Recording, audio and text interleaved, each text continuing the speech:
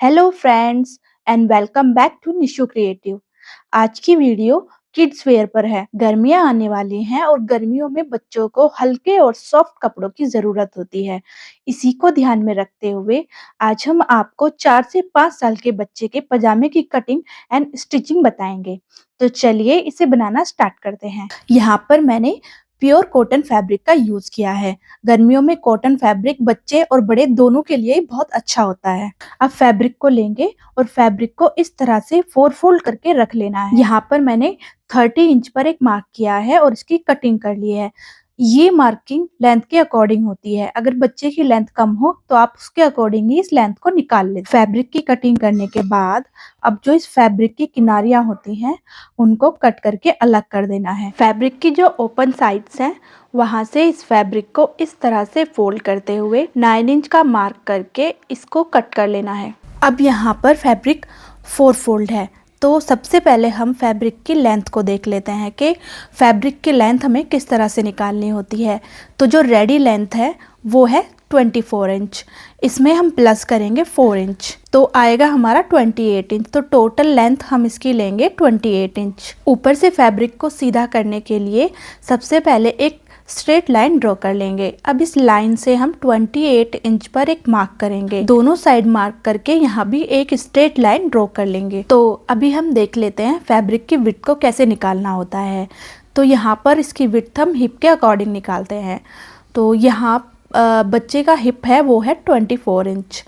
इसमें हम प्लस करेंगे 10 इंच तो आएगा हमारा 34 इंच। अब 34 इंच को 4 में डिवाइड कर लेंगे तो आएगा 8.5 इंच। प्लस करेंगे हाफ इंच। हाफ इंच हमारा स्टिचिंग के लिए ऐड करना है। हाफ इंच ऐड करने के बाद ये होगा 9 इंच। 4 फोल्ड में हमें इसे 9 इंच विड्थ रखना है। तो यहाँ पर देखिए हमने 4 फोल्ड में इसकी विड्थ को 9 इंच रखा है। अब जो ओपन साइड्स है वहीं से हम इस पे मार्क करना स्टार्ट करेंगे। सबसे पहले हमें 1 इंच पर एक मार्क करना है, उसके बाद हमें 2 इंच पर एक मार्क करना है। ये जो 2 इंच वाला मार्क है ये इलास्टिक के अकॉर्डिंग होता है। मैंने इसमें 1 इंच विड्थ की इलास्टिक को यूज़ किया है, इसलिए मैंने यहाँ पर 2 इंच लिया है। अगर आपको हाफ इंच की विड्थ की इलास्टिक को यूज़ करना है तो आप यहाँ पर 1.5 इंच भी ले सकते हैं। अब हमें इसका आसन निकालना है। आसन निकालने के लिए इसका मेजरमेंट देख लेते हैं। आसन को भी हिप के अकॉर्डिंग निकालेंगे। तो यहाँ पर हिप है 24 इंच, इसको 4 से डिवाइड करेंगे तो 6 आएगा। इसमें प्लस करेंगे 2 इंच तो 8 आएगा। तो इसका आसन हमें 8 इंच रखना है। जहाँ पर 2 इंच का मार्क किया था वहाँ से आगे हम 8 इंच पर मार्क करेंगे। अब जहाँ पर 8 इंच का मार्क किया है वहाँ से 2 इंच अंदर की तरफ एक मार्किंग करनी है। अब इस मार्क को यहाँ से इस तरह से ऊपर तक मिला देना है। अब आसन की जो लेंथ है उसके हाफ में हम मार्क कर लेंगे। अब इस मार्क से नीचे से इस तरह से हम हल्के हाथों से इसमें गोलाई दे देंगे। आसन की मार्किंग के बाद अब नीचे वाले साइड पर जाकर हम मोहरी का मार्क करेंगे। यहाँ पर मैंने 6 इंच पर मार्क किया है। अब स्केल से यहाँ तक हम एक स्ट्रेट लाइन ड्रॉ कर लेंगे। मैंने यहाँ पर लगभग हाफ इंच स्टिचिंग के लिए इसमें ऐड किया है। मार्किंग होने के बाद अब हम इसकी कटिंग कर लेंगे। कटिंग करने के बाद अब इससे ऊपर वाले 2 साइड को इस तरह से उठाना है और इसको ओपन करके इस तरह से रख लेना है। यहाँ पर जो 1 इंच वाला मार्क किया था इस मार्क को यहाँ से यहाँ तक मिलाते हुए एक तिरछी लाइन ड्रॉ कर लेनी है। लाइन को ड्रॉ करने के बाद अब इस लाइन पर हमें कटिंग कर देनी है। इससे क्या होगा कि जो पीछे वाला पार्ट है वो थोड़ा सा बड़ा हो जाएगा और अगर जब बच्चा बैठेगा तो ये पजामा पीछे की तरफ से नीचे को नहीं निकलेगा। इस तरह से कटिंग करने के बाद अब जो ये आगे वाला पार्ट है यहाँ पर हमें हाफ इंच में एक मार्क करना है और इस मार्क को नीचे वाले आसन तक मिलाते हुए इस तरह से इसकी कटिंग कर लेनी है। कटिंग कंप्लीट होने के बाद अब इसकी स्टिचिंग करना स्टार्ट करते हैं। तो सबसे पहले हमें आसन को जॉइंट करना है। तो यहाँ से इस तरह से हम आसन को जॉइंट कर लेंगे। फ्रंट और बैक दोनों आसन को जॉइंट कर देना है। आसन को जॉइंट करने के साथ साथ मैंने इस पे इंटरलॉक भी कर दिया जिससे कि इसके धागे बाहर की तरफ ना निकले। अब पजामे को ऊपर की साइड से नीचे की तरफ 2 इंच में फोल्ड करना है इस तरह से। तो यहाँ पर मैंने 2 इंच की मार्किंग करके इसे प्रेस से अच्छी तरह से सेट कर लिया है। अब इसको 1/2 इंच में अंदर की तरफ फोल्ड करते हुए स्टिच कर लेना है। स्टिच करते टाइम हमें यहाँ पर थोड़ा-सा गैप छोड़ना है, जिससे कि इलास्टिक को इसके अंदर इंसर्ट कर सकें। अब पजामे की मोहरी वाली साइड को रेडी करना है। तो देखिए ये वो मार्क है जो हमने 28 इंच पे किया था, ठीक है? तो इस मार्क से 1 इंच ऊपर एक मार्क करेंगे और इसकी हम कटिंग कर देंगे। ये मैंने इसलिए किया है क्योंकि मुझे इस पे एक पैटर्न बनाना है। अब यहाँ पर मैंने इस तरह से 2 पट्टियों को रेडी कर लिया है, जिनकी विड्थ 3 इंच है और इनकी लेंथ मैंने मोहरी के अकॉर्डिंग ली है। अब इन पट्टियों को हमें पजामे की मोहरी में सेट करना है। तो चलिए देखते हैं कि इनको हम मोहरियों से कैसे अटैच करेंगे। तो सबसे पहले पजामे के मैंने एक साइड को लिया है। अब इस साइड को रॉन्ग साइड की तरफ से हम इस तरह से रख लेंगे। पजामे का रॉन्ग साइड ऊपर है और जो ये पट्टी है इसका भी रॉन्ग साइड ऊपर की तरफ है। इस तरह से इन्हें रखते हुए यहाँ से हमें इसे जॉइंट कर लेना है। जो ये पैटर्न बनाने वाली हूँ, इस पैटर्न में मैंने जो ये पट्टियों को अटैच किया है, इनकी विड्थ को 3 इंच रखा है। लेकिन अगर आपको छोटे साइज में पजामा बनाना है तो आप इसको 2 इंच भी रख सकते हैं।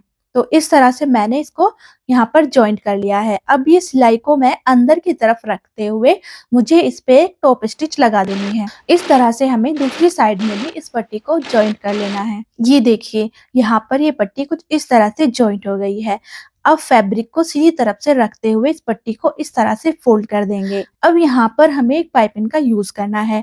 तो मैंने यहाँ पर एक रेडीमेड ब्लू कलर की पाइपिंग को लिया है। अब इस पाइपिंग को इस तरह से इस पट्टी के ऊपर रखते हुए यहाँ से हम स्टिच कर देंगे। पाइपिंग को स्टिच करने के लिए मैं यहाँ पर इस जिपर फुट का यूज करने वाली हूँ। इस फुट की हेल्प से पाइपिंग बहुत ही इजीली और बहुत ही अच्छी तरीके से अटैच हो जाती है। अब इस तरह से फैब्रिक को रखते हुए हमें पाइपिंग के बिल्कुल साइड में इसको स्टिच कर लेना है। तो यहाँ पर इस तरह से मैंने पाइपिंग को अटैच कर लिया है। अब इस पट्टी को इस तरह से फोल्ड करते हुए और पाइपिंग को अंदर की तरफ फोल्ड करते हुए ऊपर से हम एक स्टिच लगा देंगे। इस तरह से जब भी मुझे कोई फोल्ड करना होता है तो सबसे पहले मैं उसे आयरन से अच्छी तरह से सेट कर लेती हूँ, जिससे क्या होता है कि जो स्टिच है उसमें बहुत ही ज्यादा फिनिशिंग आती है। तो यहाँ पर आप देख सकते हैं पाइपिंग को कितनी अच्छी तरीके से और फिनिशिंग से मैंने यहाँ पर अटैच कर दिया है। सेम प्रोसेस से मैंने इसके दूसरे साइड को भी रेडी कर लिया है। मोहरी को रेडी करने के बाद अब जो ये मोहरी के साइड में एक्स्ट्रा फैब्रिक है इसको हम कट करके अलग कर देंगे। अब हमें पजामे की लास्ट स्टिच को करना है, जिसके लिए मोहरी के दोनों साइड्स को इस तरह से मिलाते हुए यहाँ से स्टिच करना स्टार्ट करेंगे। दोनों साइड्स को अच्छी तरह बराबर मिलाते हुए हम इसको स्टिच करना स्टार्ट करेंगे। तो यहाँ पर इस तरह से मैंने पजामे की लास्ट स्टिच को कंप्लीट कर लिया है। तो यहाँ पर ये पजामा रेडी हो गया है। अब हमें इसमें इलास्टिक को इंसर्ट करना है।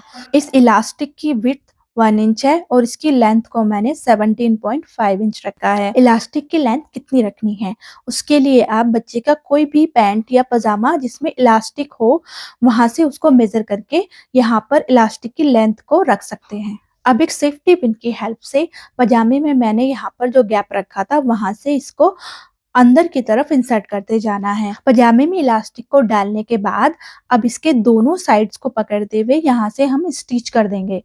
तो इस तरह से मैंने इलास्टिक को अच्छी तरह से स्टिच कर लिया है। अब यहाँ पर गैदर को हमें इक्वल करना है और जो गैप रखा था उस गैप को हमें स्टिच कर लेना है।